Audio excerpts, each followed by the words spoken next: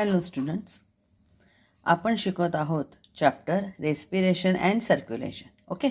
आणि ह्या चॅप्टरमधला आज आपण थर्ड पार्ट शिकणार आहोत. Third step of respiration. रेस्पिरेशनची तिसरी जी स्टेप आहे ती आहे इंटरनल रेस्पिरेशन. त्याच्याबद्दल आज आपण माहिती घेणार आहोत. आणि इंटरनल रेस्पिरेशन कशाशी संबंधित आहे? It is related with transport of gases. आणि हे दोन मुख्य गॅसेस आहेत. एक आहे ऑक्सिजन आणि दुसरा आहे कार्बन डायऑक्साईड. ठीक आहे. या ट्रान्सपोर्टला म्हणायचं इंटरनल रेस्पिरेशन. त्याच्याआधी आपण पाहिलं होतं ब्रीदिंग. त्याच्यामध्ये ऑक्सिजन आत येतो, श्वसन इन ब्रीदिंग आत येतो, आणि दुसरं आहे एक्स ब्रीदिंग म्हणजेच कार्बन डायऑक्साईड बाहेर जातो. हे आहे ब्रीदिंग. त्याच्यानंतर आपण दुसरा पार्ट पाहिला होता एक्सटर्नल रेस्पिरेशन. तुम्हाला आठवत आहे? एक्सटर्नल रेस्पिरेशन म्हणजे काय? हा आलेला जो ऑक्सिजन आहे हा नाकातून जेव्हा लंग्समध्ये येतो, फुफ्फुसामध्ये येतो. लंग्समध्ये काय आहेत? अशा अल्व्हिओलाय आहेत, हवेच्या पिशव्या आहेत लंग्समध्ये. आणि या लंग्समध्ये आलेला ऑक्सिजन हा रक्तामध्ये जातो आणि रक्तामधला कार्बन डायऑक्साईड अल्व्हिओलायमध्ये येतो. या स्टेपला आपण नाव दिलं होतं एक्सटर्नल रेस्पिरेशन. आणि आता आपण पाहणार आहोत की हा जो ऑक्सिजन आत आला आहे हा बॉडीपर्यंत कसा जातो, कार्बन डायऑक्साईड हा पुन्हा अल्व्हिओलायपर्यंत कसा येतो. ठीक आहे. त्यामध्ये सुरुवात आपण करणार आहोत रेस्पिरेशन. इंटरनल रेस्पिरेशनमध्ये सगळ्यात पहिला पार्ट आपण बघणार आहोत तो म्हणजे ट्रान्सपोर्ट ऑफ हिमोग्लोबिन और ट्रान्सपोर्ट ऑफ ऑक्सिजन. ठीक आहे. सो पहिला पार्ट आहे इंटरनल रेस्पिरेशनचा, तो म्हणजे ट्रान्सपोर्ट ऑफ ऑक्सिजन. त्यानंतर आपण पाहणार आहोत कार्बन डायऑक्साईड. आधी आपण पाहणार आहोत ट्रान्सपोर्ट ऑफ ऑक्सिजन. आता बघा, ऑक्सिजन हा मॅक्सिमम सगळ्यात जास्त प्रकारे ऑक्सिजन हा 97% ऑक्सिजन हा रक्तामध्ये पसरतो. तो आहे हिमोग्लोबिनद्वारा. हिमोग्लोबिन कशामध्ये आहे? Haemoglobin in RBC, red blood corpuscles. ठीक आहे. रेड ब्लड कॉर्पुस्कल्स ह्या डिस्क शेप सेल्स आहेत आपल्या बॉडीमध्ये. रक्तामध्ये असे डिस्क शेप सेल्स असतात, त्यांना म्हणायचं RBC, red blood cells.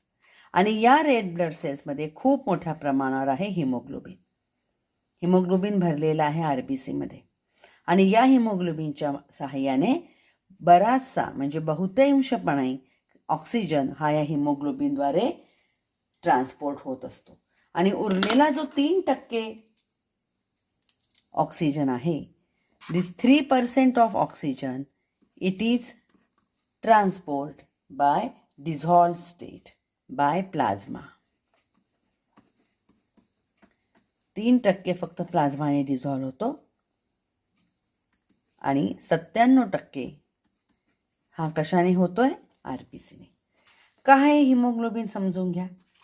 Haemoglobin हा एक आयर्नने बनलेलं प्रोटीन आहे. बघा, हिमोग्लोबिन हा असा एक मॉलिक्यूल आहे. आणि या हिमोग्लोबिनमध्ये 4 आयर्न मॉलिक्यूल असतात. कल्पना करा, हा आहे एक आयर्न मॉलिक्यूल, हा आहे एक दुसरा आयर्न मॉलिक्यूल, हा आहे तिसरा आयर्न मॉलिक्यूल आणि हा आहे चौथा आयर्न मॉलिक्यूल. आणि या प्रत्येक मॉलिक्यूलला एक ऑक्सिजन अटॅच होतो. म्हणजेच काय? 1 हिमोग्लोबिन कंटेन 4 ऑक्सिजन मॉलिक्यूल. एक हिमोग्लोबिन हा 4 ऑक्सिजन मॉलिक्यूलला कॅरी करू शकतो. ती रिॲक्शन जी आहे ती असते हिमोग्लोबिन, HB म्हणजे haemoglobin plus 4 molecules of oxygen, त्याचं बनतं Hb4O2. हा जो आहे याला म्हणायचं ऑक्सी हिमोग्लोबिन. जेव्हा तो ऑक्सिजन सोबत कंबाईन होतो त्याला म्हणतात ऑक्सी हिमोग्लोबिन. ही रिव्हर्सिबल रिॲक्शन आहे. ज्या प्रकारे ही हिमोग्लोबिन आणि ऑक्सिजन एकत्र येऊन ऑक्सी हिमोग्लोबिन बनतं, त्याच प्रकारे ऑक्सी हिमोग्लोबिन डिसोसिएट होतं, तुटतं आणि त्याच्यापासून पुन्हा हिमोग्लोबिन मोकळे होतात आणि ऑक्सिजन मॉलिक्यूल मोकळे होतात. म्हणजे हिमोग्लोबिन हा एक प्रकारचा ऑक्सिजन कॅरियर आहे. जसं आपण सामान घेऊन जायला टेम्पो है ना, लॉरी वापरतो, त्याच्यामध्ये सामान भरतो, तो टेम्पो पुढे जातो, जिथे हवं तिथं सामान उतरवलं जातं आणि टेम्पो पुढे निघून जातो. अगदी तशा प्रकारे हा हिमोग्लोबिन ऑक्सिजनच्या कॉन्टॅक्टमध्ये येतो, ऑक्सी हिमोग्लोबिन तयार होतं. हा बॉन्ड अतिशय वीक असतो. ज्या ठिकाणी गरज असेल त्या ठिकाणी हा बॉन्ड तुटतो, ऑक्सिजन मोकळा होतो आणि पुन्हा हिमोग्लोबिन मॉलिक्यूल फ्री होतो पुढचं ऑक्सिजन उचलण्यासाठी. आता हा जो प्रवास आहे ऑक्सिजनचा आणि कार्बन डायऑक्साईडचा, तो एकदा थोडक्यात लक्षात घ्या. ऑक्सिजन आत आला आहे ब्रीदिंगच्या प्रोसेसने, तो अल्व्हिओलायमध्ये आला, लंग्सच्या अल्व्हिओलायमध्ये आला, अल्व्हिओलायमधून तो ब्लडमध्ये गेला. आता या ठिकाणी बघा, alveoli they are surrounded by blood capillary, हे आपण मागच्या वेळेस पाहिलं होतं. ज्या वेळेस ऑक्सिजन अल्व्हिओलायमध्ये येतो, या ठिकाणी बघा आधी आपण ब्ल्यू कलर दाखवला आहे. ब्ल्यू कलर दाखवतो की हे ब्लड कसं आहे, ब्ल्यू कलर दाखवतो की हे ब्लड इम्प्युअर आहे. इम्प्युअर म्हणजे काय, इम्प्युअर म्हणजे त्या रक्तामध्ये ऑक्सिजनचं प्रमाण कमी आहे. याच्यामध्ये अल्व्हिओलायमध्ये ऑक्सिजन मिक्स होतो आणि अर्थातच हा ऑक्सिजन कोण घेतं, हा ऑक्सिजन घेतो या रक्तामधले आरबीसी. ठीक आहे. आणि हा निळ्या रंगाचे जे आरबीसी असतात इम्प्युअर रक्तामधले, ते घेतल्यानंतर त्याचा रंग बदलतो, ते लाल रंगाचे आरबीसी बनतात. ठीक आहे, दीज आरबीसी. आणि ह्यातनं कार्बन डायऑक्साईड निघून जातो आणि ऑक्सिजन मिक्स होतो. यामध्ये आता या रक्ताला आपण म्हणू प्युअर ब्लड.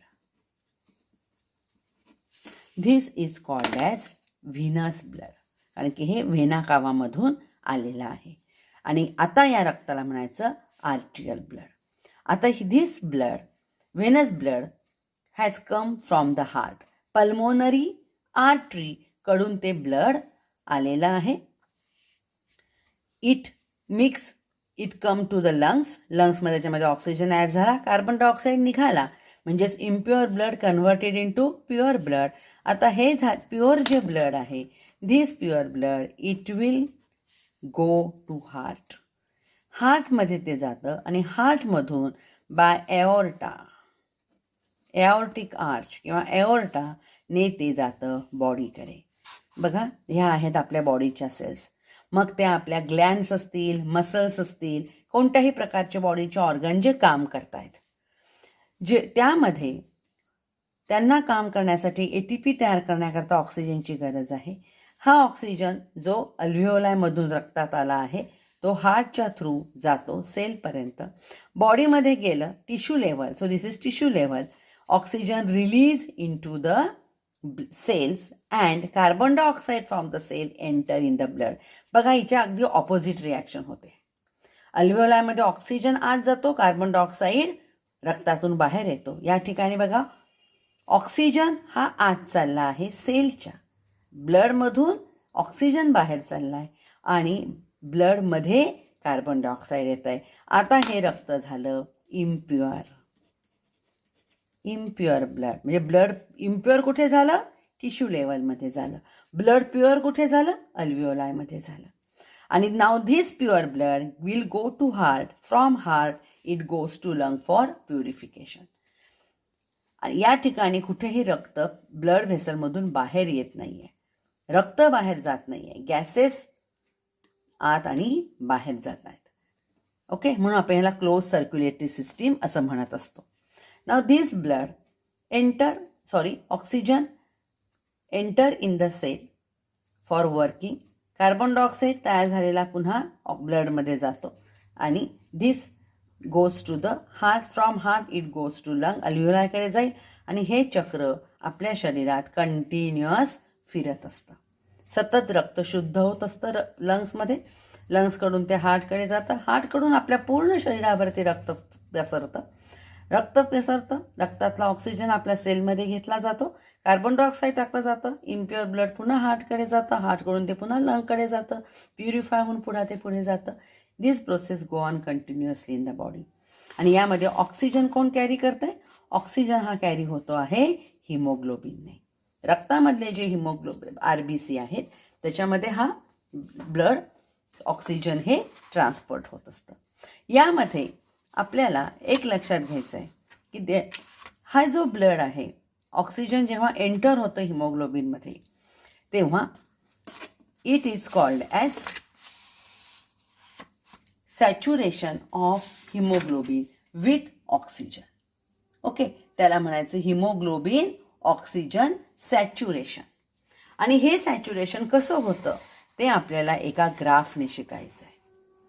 ठीक आहे, हा जो कर्व आहे या कर्वमध्ये बघा, this curve is called as oxyhaemoglobin dissociation curve. कोणता कर्व आहे हा?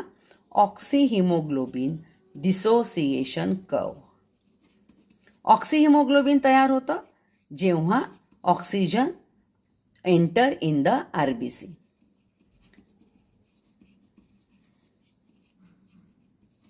बघा, आता या ठिकाणी हा जो कर्व तयार आहे यामध्ये अर्थातच हा आहे एक्स ॲक्सिस आणि हा आहे वाय ॲक्सिस. एक्स ॲक्सिसमध्ये आहे oxygen parts per oxygen PPO2. Okay, partial pressure. या PPचा अर्थ आहे partial pressure. Partial pressure of oxygen म्हणजे रक्तामध्ये ऑक्सिजनचं प्रमाण किती आहे, म्हणजे ऑक्सिजन किती आहे अवेलेबल त्या ठिकाणी, आणि किती अवेलेबल हिमोग्लोबिन घेतो त्याला म्हणायचं haemoglobin oxygen. It is called as haemoglobin and oxygen saturation. ठीक आहे, it is called as haemoglobin oxygen saturation. किती सॅच्युरेशन होतं आहे, किती प्रेशर ऑक्सिजनच्या. आता पहा, ऑक्सिजनचा प्रेशर जास्तीत जास्त कुठे आहे? जेव्हा ते ऑक्सिजन रक्तामध्ये येतं आहे तेव्हा. त्यावेळेस असं समजलं जातं की 100% ऑक्सिजन रक्तामध्ये आला म्हणजे त्यावेळेस ऑक्सिजनचं प्रेशर आहे 100%. At that time haemoglobin saturation बघा किती आहे? 100 पैकी 100 जेव्हा ऑक्सिजन असतं तेव्हा 100 न असता सॅच्युरेशन हे जवळपास 98% असतं. 100% सॅच्युरेशन कधीही होत नाही. It is about 90%. आणि हा जो कर्व आहे हा सिग्मॉइड कर्व आहे. ह्या एस आकार जो आहे त्याला सिग्मॉइड म्हणतात. म्हणजे जेव्हा प्रेशर कमी आहे तेव्हा सॅच्युरेशन कमी आहे. हे जसं प्रेशर वाढत जाईल तसं सॅच्युरेशनचं प्रमाण वाढत जाईल आणि शेवटी ते कॉन्स्टंट होते. बघा, इथून ते कॉन्स्टंट झालं आहे, ते पुढे वाढत नाही आहे, कर्व सरळ जात नाही आहे, तो सरळ झाला आहे, इथे कॉन्स्टंट झाला आहे. म्हणजे आता पर्सेंटेज किती जरी वाढलं ऑक्सिजनचं तरी सॅच्युरेशन हे ऑलरेडी 98% आहे, त्याच्याहून ते वाढणार नाही. It is maximum.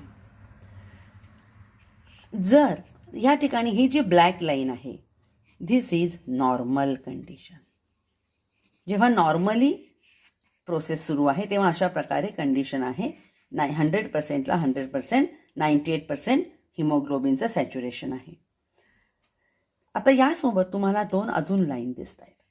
एक आहे येलो कलरची किंवा ऑरेंज कलरची आणि दुसरं आहे रेड कलरची. आता बघा, ही जी रेड कलरची लाईन आहे ती जेव्हा कार्बन डायऑक्साईडचं कॉन्सन्ट्रेशन हे कमी असतं, when there is low amount of carbon dioxide. बघा, ही जी लाईन आहे it is low carbon dioxide. ठीक आहे, जेव्हा कार्बन डायऑक्साईडचं प्रमाण हे कमी आहे. आणि तिसरी जी लाईन आहे ती कधी असेल? जेव्हा नॉर्मलपेक्षा कार्बन डायऑक्साईडचं प्रमाण हे कसं आहे? जास्त आहे. So this is more carbon dioxide. Carbon डायऑक्साईडचं प्रमाण हे नॉर्मलपेक्षा जास्त आहे. ज्यावेळेस नॉर्मल आहे त्यावेळेस 100% जेव्हा येणार आहे त्यावेळेस ते 100% आहे. आणि यामध्ये बघा, तिघांमध्ये सुद्धा फायनल लाईन ही सेम आहे. ज्यावेळेस हे 100% होणार आहे कोणतंही लेव्हल तेव्हा 100%च्या वेळेस हे सगळ्यांचं मॅक्सिमम 98% आहे. फरक आधी पडतोय बघा. आधी म्हणजे काय, जेव्हा ऑक्सिजनचं प्रमाण हे कार्बन डायऑक्साईडचं प्रमाण हे कमी किंवा जास्त आहे. आणि हे कुठे असणार आहे, ऑक्सिजनचं प्रमाण कमी कधी असणार आहे, टिश्यू लेव्हलला. ठीक आहे ना, जेव्हा रक्तातला ऑक्सिजन हा कमी झाला आहे तेव्हा रक्तातलं कार्बन डायऑक्साईडचं प्रमाण हे वाढलेलं आहे.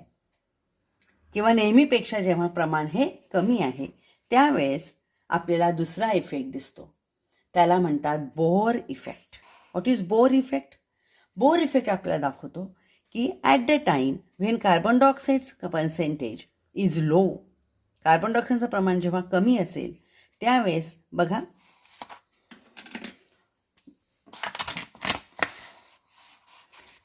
फॉर एक्झाम्पल 40% घ्या, हे 20% आहे, 40% आहे, 100%ला सगळ्यांचे तिघांचे सारखे आहेत. Let us see at the 40%. बघा 40% जेव्हा कार्बन डायऑक्साईड असेल तेव्हा सॅच्युरेशन पहा किती राहणार आहे, तेव्हा सॅच्युरेशन हे जवळपास 80% आहे. आणि ज्यावेळेस नॉर्मल आहे, नॉर्मलच्या वेळेस बघा किती आहे, नॉर्मलच्या वेळेस हे सॅच्युरेशन किती आहे, 60%. आणि ज्या वेळेस हायर राहणार आहे, आतली जी लाईन आहे हायर लाईन जेव्हा आहे तेव्हा बघा हे आहे 40%. यामध्ये पहा किती फरक पडतोय. जेव्हा कार्बन डायऑक्साईडचं प्रमाण हे लो असेल नॉर्मलपेक्षा, at that time the curve will turn towards left side. When there is more amount of carbon dioxide, the curve will turn towards right side. आणि याला म्हणायचं बोर इफेक्ट कर्व. म्हणजेच काय, at the time when there is low amount of carbon dioxide than the normal, त्यावेळेस HB oxygen saturation is higher side. When there is more amount of carbon dioxide, HbO2 saturation is less. 60 असेल normally तर तेव्हा ते low असेल तेव्हा ते 80 असतं saturation. आणि जेव्हा कार्बन डायऑक्साईडचं प्रमाण जास्त असतं तेव्हा ते 40% सॅच्युरेशन असतं. सॅच्युरेशन 40% म्हणजे काय, 100%पेक्षा कमी. म्हणजे कार्बन डायऑक्साईड हा ऑक्सिजनचं सॅच्युरेशन कमी होतं, म्हणजेच ऑक्सिजन डिसोसिएशन जास्त होतं. बघा याला आपण म्हणतोय डिसोसिएशन. सॅच्युरेशन कमी म्हणजेच त्यांची ॲफिनिटी कमी, ॲफिनिटी कमी म्हणजे ते एकमेकांपासून दूर जातील. म्हणजे जेव्हा कार्बन डायऑक्साईडचं प्रमाण जास्त आहे, ज्यावेळेला कल्पना करा इथे ब्लड आलेलं आहे, या ठिकाणी रक्तामधलं कार्बन डायऑक्साईडचं प्रमाण हे जास्त आहे, अशा वेळेस त्यांच्यामध्ये डिसोसिएशन होईल. द हिमोग्लोबिन अँड ऑक्सिजन जे एकमेकांशी काय झालेले आहेत, असोसिएट झालेले आहेत, ते एकमेकांपासून काय होतील, सेपरेट होतील. कधी, जेव्हा कार्बन डायऑक्साईडचं प्रमाण जास्त असेल, म्हणजेच ऑक्सिजनची गरज जास्त आहे. At that time oxygen and haemoglobin they will get dissociate and oxygen is released from the RBC और हिमोग्लोबिन. ज्यावेळेस ऑक्सिजनचं प्रमाण हे भरपूर आहे आणि हे कमी प्रमाण कधी होईल, ॲट द टिश्यू लेवल. जेव्हा आपण काही ॲक्टिव्हिटी केली आहे, एक्सरसाइज केला आहे आणि त्या एक्सरसाइज केल्यामुळे कार्बन डायऑक्साईडचं प्रमाण रक्तातलं वाढलेलं आहे, कारण की ATP तयार झाले. ATP तयार करण्याकरता ऑक्सिजन यूज झाला आहे आणि कार्बन डायऑक्साईड बाहेर टाकला गेला आहे. अशा रक्तामध्ये कार्बन डायऑक्साईडचं प्रमाण हे जास्त असेल. कार्बन डायऑक्साईडचं प्रमाण जेव्हा जास्त असेल तेव्हा त्याचं डिसोसिएशन कसं असेल, कमी असेल. कार्बन डायऑक्साईडचं प्रमाण जेव्हा जास्त असतं, बघा कार्बन डायऑक्साईडचं प्रमाण जेव्हा जास्त आहे तेव्हाच त्याचं डिसोसिएशनचा रेट हा कमी आहे, 40 कमी आहे. म्हणजेच हिमोग्लोबिन आणि कार्बन आणि ऑक्सिजन एकमेकांपासून लवकर डिसोशिएट होऊन ऑक्सिजन सेलमध्ये जाईल.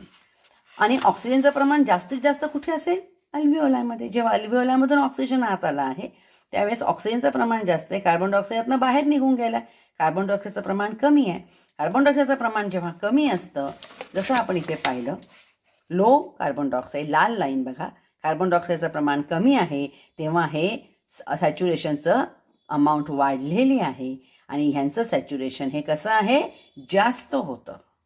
सॅच्युरेशन इज मोर, म्हणजेच हिमोग्लोबिन आणि ऑक्सिजन यांचं डिसोसिएशन कमी आहे. सॅच्युरेशन जास्त म्हणजेच डिसोसिएशन कमी. ऑक्सिजनचं प्रमाण जेव्हा भरपूर आहे तेव्हा ते सेपरेट होत नाहीत. जेव्हा रक्तामध्ये कार्बन डायऑक्साईडचं प्रमाण जास्त असतं आणि ऑक्सिजनचं प्रमाण अर्थातच कमी असतं तेव्हा हिमोग्लोबिनपासून ऑक्सिजन डिसोसिएट होतं. ठीक आहे. This is called as Bohr effect. आणि हे कशामुळे होतं? हे होत असतं की ऑक्सिहिमोग्लोबिन फंक्शन ॲज ॲसिड. ऑक्सिहिमोग्लोबिन जो आहे HBO2, बिकॉज HBO2 हा जो आहे आणि ह्याच्यातच 4 मॉलिक्यूल आहे. HBO2 it function as acid आणि it cause decrease in pH of blood. ब्लडच्या pH मध्ये कमी होते आणि due to increase in the number of hydrogen ion it changes into H2 and CO2. याला म्हणायचं Haldane effect. This is Haldane effect. आणि हा जो आहे ज्या ठिकाणी आपल्याला समजतं की कार्बन डायऑक्साईडचं प्रमाण जर जास्त असेल तर डिसोसिएशन हे कमी होतं. It is called as Bohr effect. याला म्हणायचं बोर इफेक्ट. ठीक आहे. बोर इफेक्ट आपल्याला दाखवतो की जेव्हा कार्बन डायऑक्साईडचं प्रमाण जास्त असेल तेव्हा डिसोसिएशन हे कमी असतं. आणि this oxygen is carried by haemoglobin. हिमोग्लोबिनच्या द्वारा ऑक्सिजन हा कॅरी होतो. आता पुढचा पार्ट आपण घेणार आहोत, that is transport of carbon dioxide. पहिल्यांदा आपण पाहिलं आहे ट्रान्सपोर्ट ऑफ ऑक्सिजन जो की हिमोग्लोबिनने होतो. आता आपण पाहणार आहोत transport of carbon dioxide. Carbon dioxide is transported by 3 ways. 3 प्रकारे कार्बन डायऑक्साईड हा रक्तामध्ये ट्रान्सफर होत असतो. कोणकोणते 3 प्रकार आहेत ते? पहिला आहे बाय प्लाझ्मा. रक्तामध्ये जो प्लाझ्मा आहे, लिक्विड आहे, त्याच्यामध्ये कार्बन डायऑक्साईड मिक्स होतो. हा याचं पर्सेंटेज हे 7% ने ह्याच्या प्रकारे होतो. कसा?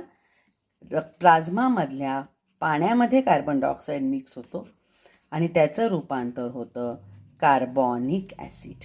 काय आहे हे? आहे कार्बॉनिक ॲसिड. आणि या कार्बॉनिक ॲसिडने कार्बन डायऑक्साईड ट्रान्सपोर्ट केला जातो. दुसरा प्रकार आहे बायकार्बोनेट आयन. बायकार्बोनेट आयनच्या द्वारा कार्बन डायऑक्साईड ट्रान्सफर होतो आणि ह्याचं प्रमाण सगळ्यात जास्त आहे ते म्हणजे 70%. काय होतं आहे? हा जो H2CO3 आहे, कार्बन डायऑक्साईड मिक्स झाला वॉटरमध्ये, H2CO3 तयार झाला.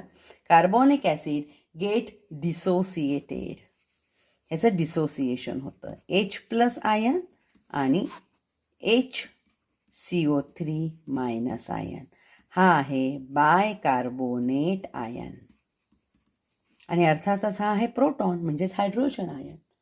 आणि HCO3- कंबाईन विथ सोडियम और potassium plus ion to form sodium carbonate और सोडियम बायकार्बोनेट आयन आहे हा, म्हणून ह्याचं तयार झालं सोडियम NaHCO3 म्हणजे सोडियम बायकार्बोनेट.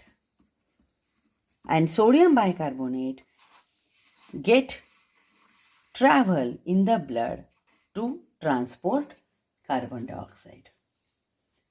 ठीक आहे. आणि तिसरा जो प्रकार आहे तो आहे बाय RBC.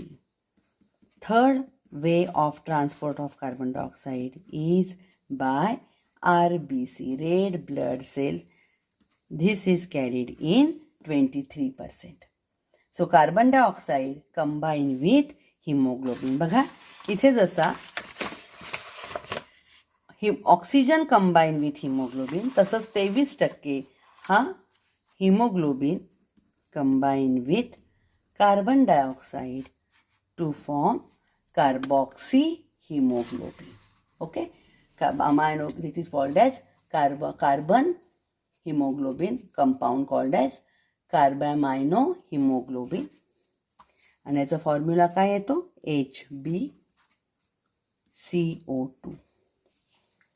आणि when carbon dioxide enter in the blood from cell, it is carried by these three ways, either by plasma, by carbonic acid, or by bicarbonate ion, or by RBC. आणि हे रक्तामधून जेव्हा carbon dioxide transfer होतो तो हार्टकडे जातो. हार्टकडून जेव्हा तो लंग्सकडे येतो त्यावेळेस लंग्समध्ये त्याच्या ऑपोजिट रिॲक्शन्स होतात. ओके, रिव्हर्सिबल रिॲक्शन्स आहेत या सगळ्या.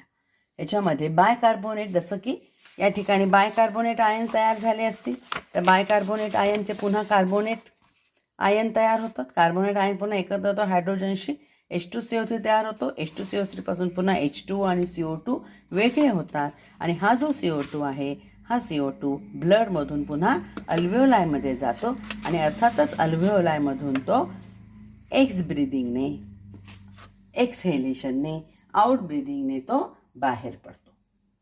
ओके, का बरं? आणखी लंग्सच्या ठिकाणी काय होतं, कार्बन डायऑक्साईडचं प्रमाण कसं आहे या ठिकाणी, partial pressure of carbon dioxide हे काय झालं,